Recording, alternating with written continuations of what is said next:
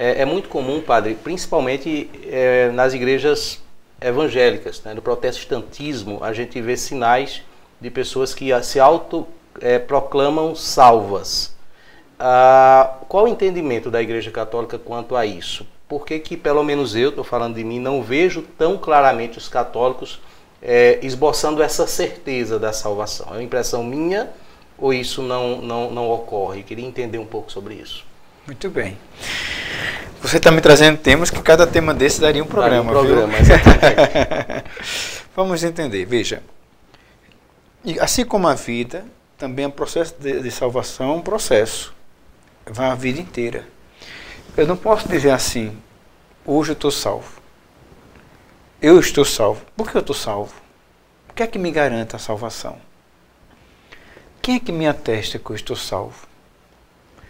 E aí são perguntas que humanamente a gente não vai ter como responder. Aí você pega o texto bíblico e vai dizer, mas quem escuta a minha palavra, quem pratica isso, quem faz no que está dizendo que está salvo.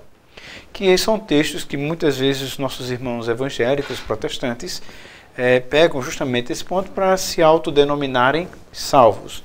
Mas estão salvos onde? Naquela igreja? E se eu migrar para essa igreja ainda eu continuo a ser salvo? Muitas vezes quem é dessa igreja não aceita que a outra igreja é salvo.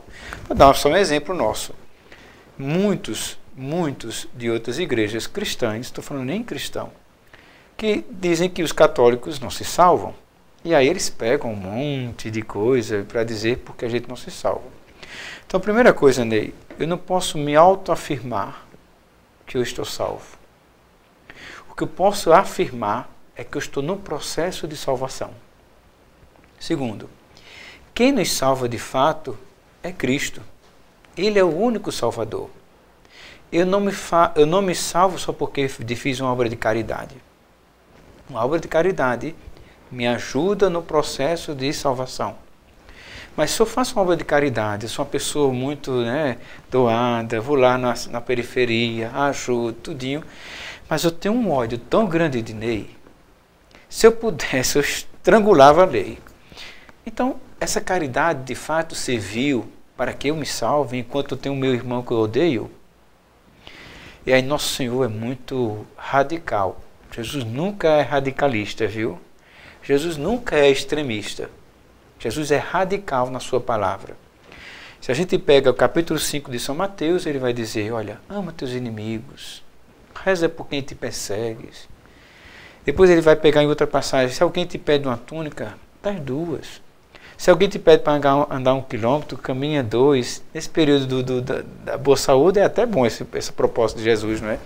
Então veja, tem muitas práticas para que eu vá vivendo ao longo do tempo da minha vida para adquirir essa salvação.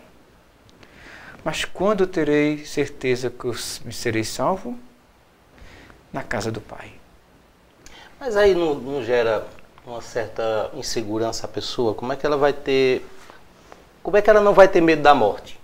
Se ela não tem certeza se está salva. Não entendi. A pessoa, se não dá para ter certeza de salvação, certo? A pessoa não tem certeza de salvação, ela está no processo de salvação. Sim. Como é que ela vai ter paz, por exemplo, para encarar um momento como esse de pandemia, para não ter medo da morte? Ela pode ficar...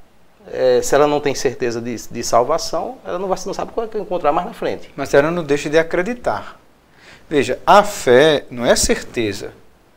A fé, eu que me asseguro a ela. Eu que me apego a ela. Não sei se eu me faço entender. A fé me dá a segurança de que eu, caminhando no caminho do Senhor, eu quero chegar à salvação. Dá para entender? Entendi o percurso Isso, o processo. O processo. Então eu não posso dizer assim, eu vou ter medo da morte. Eu não posso ter medo da morte, porque eu não cultuo a morte. Eu cultuo a vida. Nosso Senhor já matou, a linguagem que eu vou usar agora, viu? O Senhor já matou a morte, o Senhor aniquilou a morte. No momento que Ele desceu à morte e ressuscitou, Ele nos garantiu, olha, agora... Quem crê em mim jamais morrerá. Dá para entender?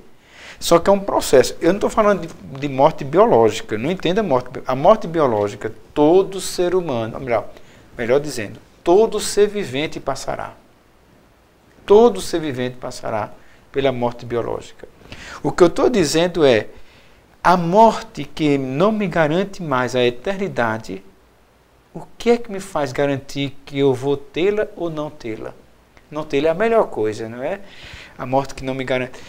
Como? Vivendo agora, aqui nesta realidade humana, que tem meus interesses, que tem meus conflitos pessoais, que tem tudo isso. Nós temos tudo isso.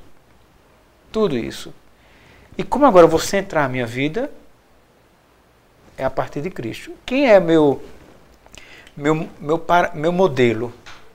Quem é minha grande referência? Ou melhor, quem é a grande referência para toda a humanidade? É Cristo. Então, se ele me diz que eu tenho que amar, veja, amar o inimigo não é fazer que ama. Não é a casca. Senão ele vai olhar lá para mim e vai dizer, hipócritas, bando de sepulcro caiado, bonito por fora, mas por dentro apodrecido. Porque se mostra tão bondoso, mas por dentro só tem ruindade. Dá para entender? Então, só para terminar agora. Então, a certeza da vida eterna é que eu creio em Cristo. Isso não posso tirar de mim. Ninguém pode tirar de mim. Eu creio nele, eu vivo por ele, e eu creio que ele vai me dar essa vida eterna. Agora, como é que eu vou saber que eu vou ter essa vida eterna? Só na casa do Pai.